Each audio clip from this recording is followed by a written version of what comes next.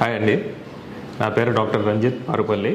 I'm consultant ENT and head and neck surgeon, LIMS hospital. ఈరోజు మనం మాట్లాడుకునే topic it's about adenoids. దానివల్ల వచ్చే ప్రాబ్లమ్స్ ఏంటి, వాటి గురించి ఈరోజు మనం డిస్కస్ చేసుకుందాం.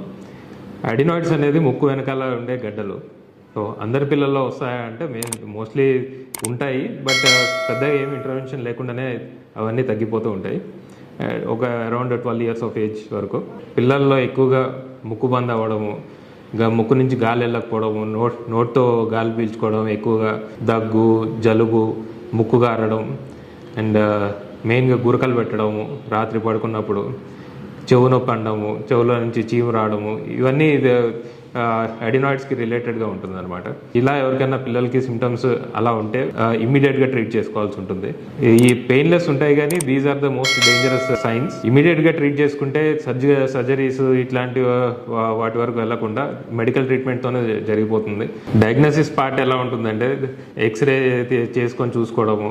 అడినాయిడ్స్కి ఏం చేయొచ్చు అంటే ఫస్ట్ అయితే మెడికల్ ట్రీట్మెంట్ మీద పెట్టుకొని కొన్ని రోజులు చూసుకోవచ్చు.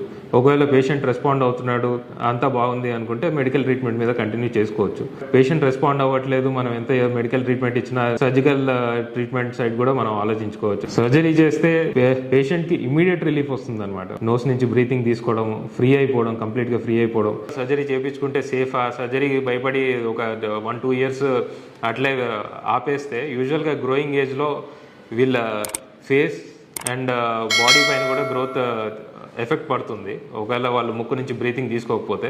సో ఇమీడియట్గా ఒకవేళ మీరు ఇమీడియట్ సర్జరీ చేయించుకుంటే వాళ్ళ ఇమీడియట్గా నోస్ ఓపెన్ అవుతుంది, ఎయిర్ ఫ్రీగా వెళ్తుంది, గ్రోత్లో ప్రాబ్లం లేకుండా ఉంటుంది, రిపీటెడ్ అటాక్స్ ఆఫ్ ఎలర్జీస్ ఇవన్నీ తగ్గుతాయి. ఎప్పుడైనా పిల్లల్లో ఇలాంటి ప్రాబ్లమ్స్ మీరు ఎప్పుడైనా ఫేస్ చేస్తే, ఎక్కువగా స్నోరింగ్, అటాక్స్ ఆఫ్ కోల్డ్, ఇట్లాంటి ఏమైనా ఇయర్ పెయిన్, ఇయర్ డిశ్చార్జ్, ఇట్లాంటి ఏమైనా సిమ్టమ్స్ ఎక్కువగా కనపడుతున్నాయంటే ఇమీడియట్గా డాక్టర్ని కన్సల్ట్ అవ్వండి అండ్ వాళ్ళ గైడెన్స్లో ట్రీట్మెంట్ తీసుకోండి. It is a safe choice. Surgery గురించి ఎక్కువ భయపడాల్సింది ఏం లేదు. ఇప్పుడు కొత్త టెక్నిక్స్ ఇవన్నీ రావడం వల్ల surgery has become very safe. Thank you. ఈ వీడియో కనుక మీకు నచ్చినట్లయితే లైక్ చేసి, షేర్ చేసి, కామెంట్ చేయండి. మా ఛానల్ని సబ్స్క్రైబ్ చేయడం మాత్రం మర్చిపోకండి.